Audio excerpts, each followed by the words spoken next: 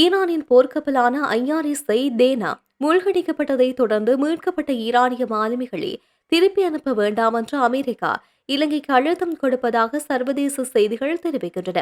அமெரிக்காவில் உள்ள வெளியுறவுத்துறையின் கேபிள் பிரிவு இந்த தகவலை வெளியிட்டுள்ளதாக குறித்த செய்திகளில் சுட்டிக்காட்டப்பட்டுள்ளது. காலியிலிருந்து சுமார் 19 கடல் மைல் தொலைவில் புதன்கிழமை இந்திய பெருங்கடலில் ஒரு அமெரிக்க நீர்மூழ்கி கப்பல் ஈரானின் ஐஎஸ்ஐஎஸ் தேனா கப்பலை மூழ்கடித்தது. காலியிலிருந்து சுமார் 19 கடல் மைல் தொலைவில் புதன்கிழமை இந்திய பெருங்கடலில் ஓர் அமெரிக்க நீர்மூழ்கி கப்பல் ஈரானின் ஐஆர்ஐஎஸ் தேனா கப்பலை மூழ்கடித்தது. இதன்போது பலர் கொல்லப்பட்டதுடன் ஏனையவர்கள் இலங்கை கடற்படையினர் மீட்டு வைத்தியசாலையில் அனுமதித்தனர். இதைத் தொடர்ந்து வியாழக்கிழமை இலங்கை இரண்டாவது ஈரானிய கப்பலான ஐஆர்ஐஎஸ் யூஷரிலிருந்து 208 பயணிகளை மீட்டது. ஜனாதிபதி அன்ருகுமார் திசாநாயக்க எந்த நாட்டுக்கும் ஆதரவாக இல்லை, ஆனால் தனது நாட்டுக்குள் பாதிக்கப்பட்டவர்களை அழைத்துச் செல்ல மனிதாபிமான பொறுப்பு தமக்கு இருப்பதாக கூறினார்.